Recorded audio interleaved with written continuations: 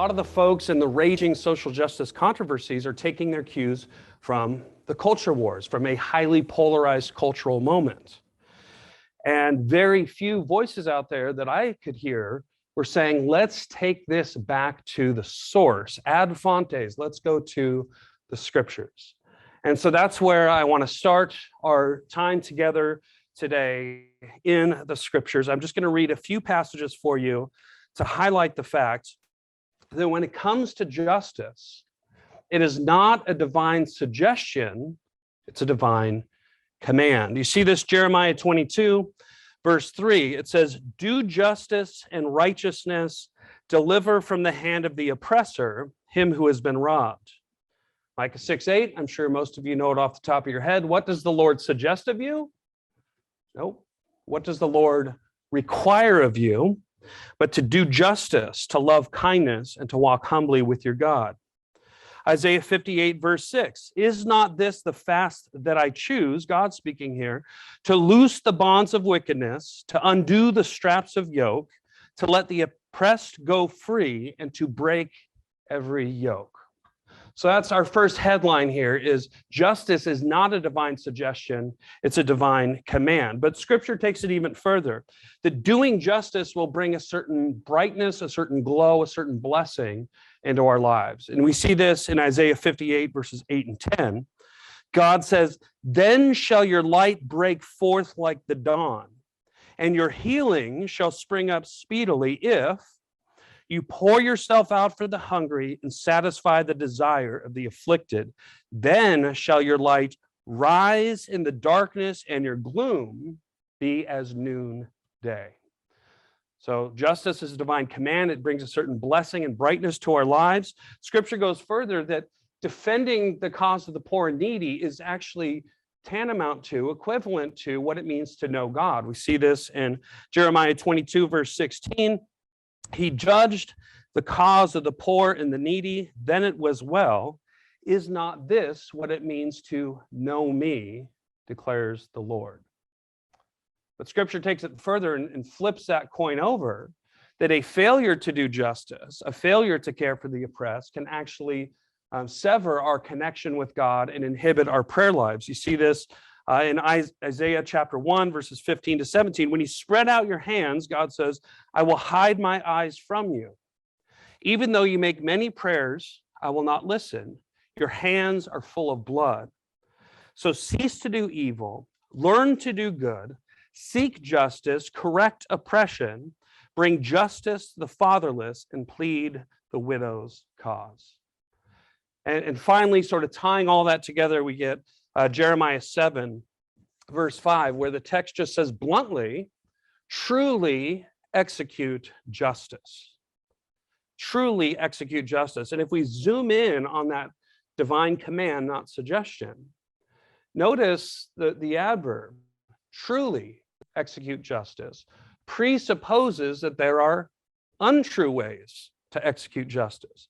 Ways we think we're helping that are actually hurting, ways we think we're doing justice that are actually contributing to the net amount of injustice in the universe. And so to guide our conversation together today, I want to keep a crystal clear distinction at the outset behind what we might call, on the one hand, social justice A, think A for awesome, social justice B, think B for bad. So there's a biblical way to do justice, there's an unbiblical way. Social justice A is the biblical way. Social justice B is a lot of what's raging right now through your news feeds and headlines, a lot of the stuff being branded social justice. So let me define my terms with some examples here. What do I mean by social justice A? Well, if we hopped in a DeLorean together, if we got our flux capacitors fluxing, we generated 1.21 gigawatts, we went 88 miles an hour, and we whisked away back to the 1st and 2nd century, we would encounter outside major cities like Ephesus, literal human dumps where unwanted infants were discarded like garbage. And they had a name. They were branded the expositi, meaning the exposed. They would often die exposed to the elements. In a lot of the 1st century literature, the unwanted babies, the unwanted image bearers of God, are branded momos in Greek. Momos, which means blemished, unwanted. And so when Paul is writing to Ephesus, in his opening chapter there, in the prologue, in Ephesians 1, you get the longest run-on sentence in all of Scripture. It's 204 words in the Greek before Paul just pauses to catch his breath. And it's the sentence that starts with, praise be to the God and Father, right? That's a loaded term for an Ephesian audience, because a lot of their lowercase f fathers abandoned them like garbage and they got swept up into slavery. Praise be to the God and Father of our Lord Jesus Christ. He's called us, he's blessed us with every spiritual blessing in the heavenly places. He's called us to be holy, and Paul uses this very specific word, amomos. God has called you to be holy, hagios, kai amomos. Amomos is reversing momos. Culture says momos, unwanted, blemished, outcast, garbage. But God, your Father with a capital F, has renamed you amomos, unblemished, blameless, wanted. And then Paul chases that with the metaphor of adoption in the very next breath. He has now adopted us. So now you went from being garbage, you went from being unwanted, you went from being momos to being cherished sons and daughters. So the question is, did our first century brothers and sisters hear those wondrous gospel truths and then just sit on their thumbs? No.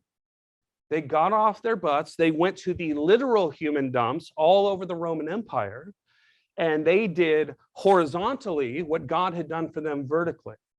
They went to the unwanted. They went to the outcasts. They went to image bearers treated like garbage, and they adopted them, welcomed them around the dinner table, took them in as their adopted, cherished sons and daughters. And they did that to such a radical extent that within 2 generations, the entire infanticide system of human dumps had been completely abolished and eradicated from the Roman Empire. Isn't that staggering? That's what I'm getting at when I talk about social justice A. What is social justice B? It does not start with God. It's going to create some kind of idol, make something else supreme, and we'll talk about that in a minute, how the dominant idol of social justice B is the false god of self. We'll dive into that in a minute. Second mark of social justice B, it does not champion our oneness in Christ. Rather, it divvies people up into identity groups and pits them against each other in intertribal warfare. Number 3, social justice B does not start with the gospel.